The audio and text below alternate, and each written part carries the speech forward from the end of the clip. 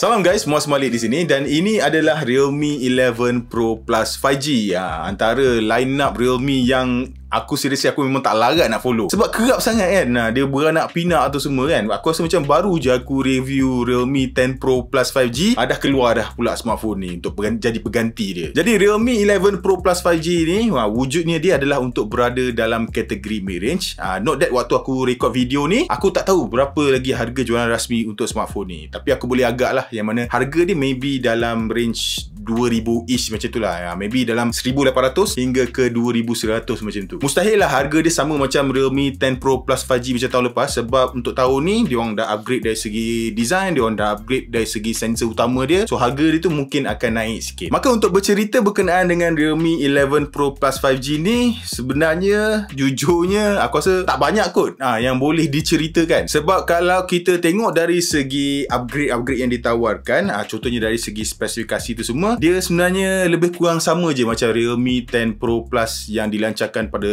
penghujung tahun lepas. Perubahan utama yang aku nampak yang ada pada smartphone ni, dia orang upgrade daripada segi sensor kamera utama dia, dia orang upgrade juga dari segi feature kamera yang dia ada, dan last sekali dia orang upgrade dari segi dia punya rekaan luaran dia. Lain-lain semua lebih kurang sama. Even chip dia pun walaupun bunyi dia, nama dia tu lain, tapi hakikatnya dia sebenarnya adalah chip yang sama. So MediaTek Dimensity 7050 dengan MediaTek Dimensity 1080 yang digunakan pada tahun lepas tu, sebenarnya dia adalah chip yang sama. Bezanya dia orang just tweak sikit lah Dimensity 7050 ni untuk support penggunaan kamera 200MP tu. Jadi kat sini kita boleh assume lah yang mana performance Realme 11 Pro Plus 5G ni, daily performance dia tu tak kisahlah dari segi CPU, grafik tu semua akan lebih kurang sama je macam Realme 10 Pro Plus 5G. Lepas tu untuk skrin hadapan dia pun lebih kurang sama juga macam tahun lepas. Dia didatangkan dengan skrin bersaiz 6.7 inci 120Hz curved vision display. So paparan skrin dia ni adalah paparan skrin jenis OLED. Dia menyokong HDR10+,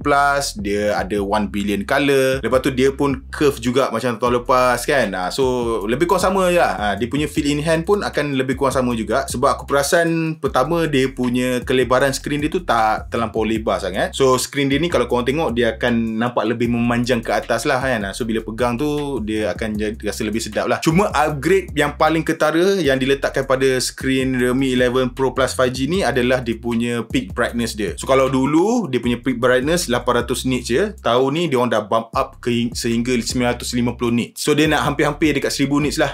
Jadi kalau untuk guna dekat outdoor memang sesuai lah untuk korang gunakan phone ni. So dari segi kualiti paparan skrin dia memang cantik. Aku tak ada banyak benda yang aku nak komplain. Cuma aku mungkin kurang berminat lah dengan placement fingerprint scanner dia. Dia ada in-display fingerprint scanner, tapi kedudukan dia tu bagi aku terlampau bawah sangat. Bacaan dia okey, bacaan dia memang laju. Lepas tu dia juga turut didatangkan dengan setup stereo speaker. Stereo speaker dia memang baik gila, dan aku suka juga dengan dia punya rekaan luaran dia. Aku rasa memang susah nak bercerita berkenaan dengan Realme 11 Pro Plus 5G ni tanpa kita bersentuh berkenaan dengan rekaan dia ni. Sebab rekaan dia ni memang aku tak tahulah, memang Realme memang lain macam lah kali ni. So Realme 11 Pro Plus 5G ni kalau kita tengok dari segi design back panel dia tu memang jauh gila beza dia tu kalau kalau kita nak bandingkan dengan Realme 10 Pro Plus 5G. So kalau macam Realme 10 Pro Plus 5G belakang dia tu rekaan jenis matte, lepas tu plastik panel kan. Dekat Realme 11 Pro Plus 5G ni dia dah lain dah. Dia orang gunakan finishing jenis vegan leather, and then kemudian pada bahagian atas ni modul kamera dia tu jenis bulat besar kan. Dan satu sentuhan yang aku suka juga adalah lining pada bahagian tengah ni. Dia macam zip line kan, yang mana lining dia ni akan bergerak daripada bahagian bawah ni terus ke bahagian modul kamera dia tu. Dan dengan setup modul kamera yang bulat macam ni, aku perasan kalau korang letak flat dekat mana-mana permukaan meja ke apa ke, bila korang typing tu dia tak adalah bergoyang-goyang tu semua. Dan aku yakin juga yang mana kalau korang menggunakan Realme 11 Pro Plus 5G ni, korang memang takkan pakai casing lah. Sebab feel in hand dia memang sedap gila. Dan sepanjang aku gunakan smartphone ni, aku memang tak pakai casing. And then kemudian satu benda yang aku surprise juga, pada bahagian belakang ni memang langsung tak kotor ke apa ke. Kalau ada terlekat sos ke apa ke, just lap je, dia akan terus hilang lah.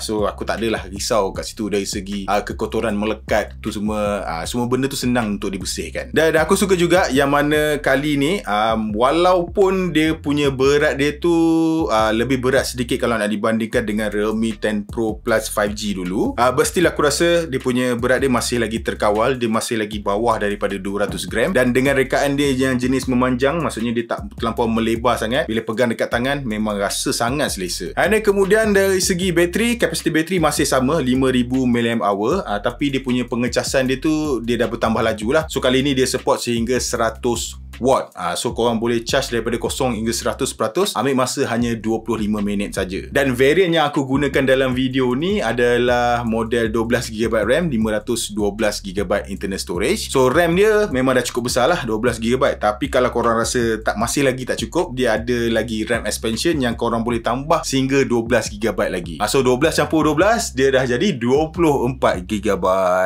Punyalah besar kapasiti RAM dia kan. Untuk sistem operasi dia pula, dia menggunakan Realme UI on top of Android 13. So Realme UI ni basically dia lebih kurang sama macam Oxygen OS, and then dia sama juga macam Color OS. So feature-feature yang dia ada tu lebih kurang sama. Mungkin kerisauan yang korang akan tanya pada aku, ada banyak bloatware app tak? Sebenarnya bila korang first boot up tu memang ada banyak app bloatware, tapi bagi aku bukan satu masalah lah, sebab kesemua app tu korang boleh uninstall. Dan dari segi performance untuk Realme UI ni pun benda ni tak perlu nak dibincangkan lah. And bagi aku dia memang cukup optimize. So benda yang korang buat dekat smartphone ni memang akan super smooth. So untuk pilihan warna, sebenarnya dia ada 3 pilihan warna lah. Warna hijau macam ni, warna beige, dia macam warna beige, dan kemudian warna hitam. Aku personally aku memang paling suka warna hijau ni lah. Dia nampak lebih extra premium lah. Dan kalau korang perasan juga, Realme dia tak launch smartphone ni je. Dia ada launch satu lagi smartphone, iaitu Realme 11 Pro. Dia tak ada plus tu lah. So perbezaan di antara Realme 11 Pro dan 11 Pro Plus 5G ni tak banyak. Kalau nak cerita dari segi rekaan luaran, memang letak side by side memang susah nak beza lah. Dia memang sebiji lah. Dia punya finishing belakang gunakan leather, kamera modul dia bulat, skrin dia pun sama juga 6.7 inci, spek semua memang semua sama. Cuma ada satu cara je untuk korang bezakan kedua-dua smartphone ni, iaitu bila korang tengok pada bahagian modul kamera dia ni, kalau untuk model yang Pro Plus dia tulis dekat situ 200 megapixel OIS kamera. Tapi kalau untuk 11 Pro dia akan tulis kat situ 100 megapixel kamera. Sebab dia didatangkan dengan modul kamera utama 100 megapixel. So spek dalaman semua sama, kapasiti bateri sama 5000, and kemudian chip dia pun digunakan chip yang sama, Dimensity 7050. So yang membezakan Realme 11 Pro dengan 11 Pro Plus 5G ni adalah modul kamera utama dia 100 megapixel, 200 megapixel, and kemudian dia punya charging dia 67 watt, yang ini 100 watt, and kemudian kamera selfie 16 megapixel, yang ini 32 megapixel. Dan last sekali Realme 11 Pro dia tak ada kamera ultra wide. Yang ini ada kamera ultra wide. Tu je lah perbezaan dia. Yang lain-lain semua sama. Yang satu lagi, aku rasa harga jualan untuk Realme 11 Pro tu pun should be lagi murah lah kan. Way murah lah daripada Realme 11 Pro Plus 5G ni. Okay, so sekarang kita akan bercerita berkenaan dengan main point paling utama berkenaan dengan Realme 11 Pro Plus 5G ni, iaitu kamera utama dia. So Realme 11 Pro Plus 5G ni dia didatangkan dengan 4 setup kamera, iaitu kamera utama 200 megapixel, Samsung ISOCELL HP3, yang mana dia juga turut menyokong OIS. Lepas tu dia ada fungsi super zoom tu semua. Dan kemudian dia juga didatangkan dengan kamera ultra wide 8 megapixel, kamera makro 2 megapixel, dan kamera selfie bersaiz 32 megapixel pada bahagian punch hole dekat bahagian hadapan. Jadi dengan penggunaan sensor yang baru ni, aku memang boleh nampak lah upgrade yang ketara kalau nak dibandingkan dengan model yang terdahulu. So dengan sensor baru 200 megapixel dia ni, gambar yang terhasil tu memang nampak super duper sharp lah. Dan dalam kamera app pun sekarang dia ada setting untuk korang go for digital zoom yang lebih tinggi lah, iaitu 2x zoom dan 4x zoom. Dan dia punya feature dalam kamera app dia pun sebenarnya lebih kurang sama je macam model-model yang lain. So korang ada mode portrait, and then kemudian korang boleh gunakan gambar high res, and then kemudian dia ada juga sejumlah feature-feature banyak yang korang boleh guna lah. Korang boleh guna pro mode, panorama, makro, foto, korang boleh ambil filmnya style. Banyaklah kan. Benda yang sama macam yang ada pada